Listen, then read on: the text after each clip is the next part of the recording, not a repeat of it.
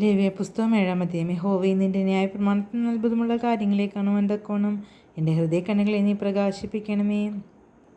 അകൃത്യയാഗത്തിൻ്റെ പ്രമാണമാവിത്. അത് അതിവിശുദ്ധം. മൃഗത്തെ അറക്കുന്ന സ്ഥലത്ത് വെച്ച് അകൃത്യയാഗമൃഗത്തെയും അറുക്കണം. അതിൻ്റെ രക്തം ബലിപീഠത്തിന്മേൽ ചുറ്റും തളിക്കണം. അതിൻ്റെ സകല മേധസ്സും, തടിച്ച വാലും കുടൽ പൊതിഞ്ഞിരിക്കുന്ന മേധസ്സും, മൂത്രപിണ്ഡം രണ്ടും, അവയുടെ മേൽ കടിപ്രദേശത്ത് ഉള്ള മേധസ്സും മൂത്രപിണ്ഡങ്ങളോടുകൂടിയ കരളിന്മേലുള്ള പബയും എടുത്ത് പുരോഹിതൻ യാഗപീഠത്തിന്മേൽ യഹോവയ്ക്ക് ദഹനയാഗമായി അർപ്പിക്കണം. അത് അകൃത്യയാഗം. പുരോഹിത കുലത്തിലെ ആണുങ്ങളൊക്കെയും അത് തിന്നണം. ഒരു വിശുദ്ധ സ്ഥലത്ത് വെച്ച് അത് തിന്നണം. അത് അതിവിശുദ്ധം. പാപയാഗം പോലെ തന്നെ അകൃത്യയാഗവും ആകുന്നു. അവയ്ക്ക് പ്രമാണവും ഒന്ന് തന്നെ. പ്രായശ്ചിത്തം കഴിക്കുന്ന പുരോഹിതന് അതിരിക്കണം. പുരോഹിതൻ ഒരുത്തൻ്റെ ഹോമയാഗം അർപ്പിക്കുമ്പോൾ അർപ്പിച്ച പുരോഹിതന് ഹോമയാഗം മൃഗത്തിൻ്റെ തോലിരിക്കണം. അടുപ്പത്ത് വെച്ച് ചൂടുന്ന ഭോജനയാഗമൊക്കെയും ഉരുളിയിലും ചട്ടിയിലും ഉണ്ടാക്കുന്നതൊക്കെയും അർപ്പിക്കുന്ന പുരോഹിതനിരിക്കണം. എണ്ണ ചേർത്തതോ ചേർക്കാത്തതോ ആയ സകല ഭോജനയാഗവും അഹ്റോൻ്റെ സകല പുത്രന്മാർക്കും ഒരുപോലെ ഇരിക്കണം. യഹോവയ്ക്ക് അർപ്പിക്കുന്ന സമാധാനയാഗത്തിൻ്റെ പ്രമാണമാവിത്. അതിനെ സ്തോത്രമായി അർപ്പിക്കുന്നുവെങ്കിൽ അവൻ സ്തോത്രയാഗത്തോടു കൂടെ എണ്ണ ചേർക്കാത്ത പുളിപ്പില്ലാത്ത ദോശകളും എണ്ണ ചേർത്ത് കുതിർത്ത നേരിയ മാവ് കൊണ്ടുണ്ടാക്കിയ ദോശകളും അർപ്പിക്കണം. സ്തോത്രമായുള്ള സമാധാനയാഗത്തോടു കൂടെ പുളിച്ച മാവ് കൊണ്ടുള്ള ദോശകളും ഭോജനയാഗമായി അർപ്പിക്കണം. ആ എല്ലാ വഴിപാടിലും അതത് വകയിൽ നിന്നും ഓരോന്ന് യഹോവയ്ക്ക് നീരാജനാർപ്പണമായിട്ട് അർപ്പിക്കണം. അത് സമാധാനയാഗത്തിൻ്റെ രക്തം തളിക്കുന്ന പുരോഹിതനിരിക്കണം.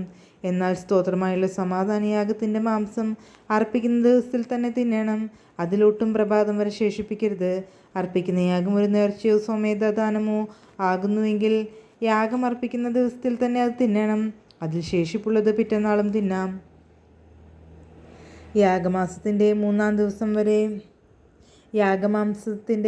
ദിവസം വരെ ശേഷിക്കുന്നത് തീയിൽ ഇട്ട് ചുട്ടുകളയണം.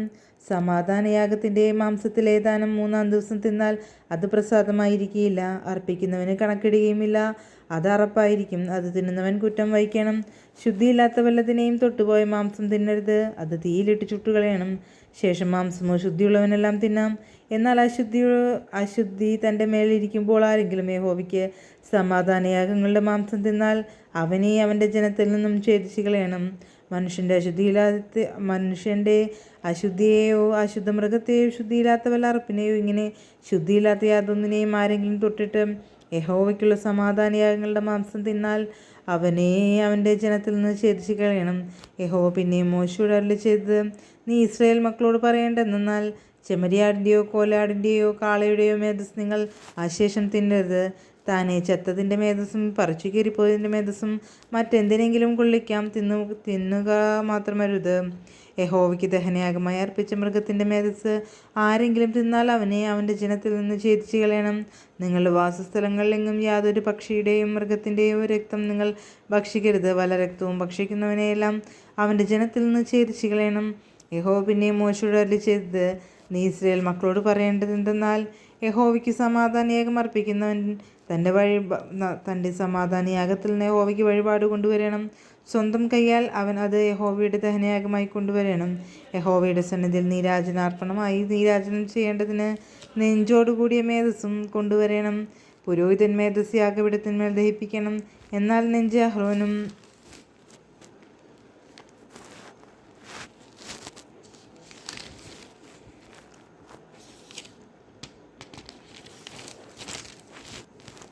പുത്രന്മാർക്കും ഇരിക്കണം.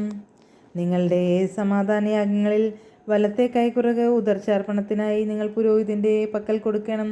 അഹ്റോൻ്റെ പുത്രന്മാരിൽ സമാധാനയാഗങ്ങളുടെ രക്തവും മേധസ്സും അർപ്പിക്കുന്നവന് തന്നെ വലത്തെ കൈക്കുറക് ഓഹരിയായിരിക്കണം. ഇസ്രായേൽ മക്കളുടെ സമാധാനയാഗങ്ങൾ നീരാജനത്തിൻ്റെ നെഞ്ചും ഉദർച്ചയുടെ കൈക്കുറകം ഞാൻ എടുത്ത് പുരോഹിതനായ അഹ്റോനും പുത്രന്മാർക്കും ഇസ്രായേൽ മക്കളിൽ നിന്നുള്ള ശാശ്വത അവകാശമായി കൊടുത്തിരിക്കുന്നു. ഇത് അഹ്റോനെയും പുത്രന്മാരെയും യഹോവയ്ക്ക് പുരോഹിത ശുശ്രൂഷ ചെയ്യുവാൻ പ്രതിഷ്ഠിച്ച നാൾ മുതൽ യഹോവയുടെ ദഹനയാഗങ്ങളിൽ നിന്ന് അഹ്റോനുള്ള ഓഹരിയും അവൻ്റെ പുത്രന്മാർക്കുള്ള ഓഹരിയുമാകുന്നു. ഇസ്രായേൽ മക്കൾ അതവർക്ക് കൊടുക്കണമെന്ന് താൻ അവരെ അഭിഷേകം ചെയ്ത നാളിൽ യഹോവ കൽപ്പിച്ചു. അതവർക്ക് തലമുറയായി ശാശ്വത അവകാശമാകുന്നു. ദഹനയാഗം, ഭോജനയാഗം, പാപയാഗം, അകൃത്യയാഗം, കാരണപൂരണയാഗം, സമാധാനയാഗം എന്നിവയെ സംബന്ധിച്ചുള്ള പ്രമാണം ഇത് തന്നെ. യഹോവയ്ക്ക് തങ്ങളുടെ വഴിപാടുകൾ കഴിപ്പാൻ അവൻ ഇസ്രായേൽ മക്കളോട് സീനായി മരുഭൂമിയിൽ വെച്ച് അരുളി ചെയ്ത നാളിൽ യഹോവ മോശയോട് സീനായി പർവ്വതത്തിൽ വെച്ച് ഇവ കൽപ്പിച്ചു. ദൈവമേ, സ്തുതി നിനക്ക് യോഗ്യമാവുന്നു. ബാറയ്ക്കുമോർ.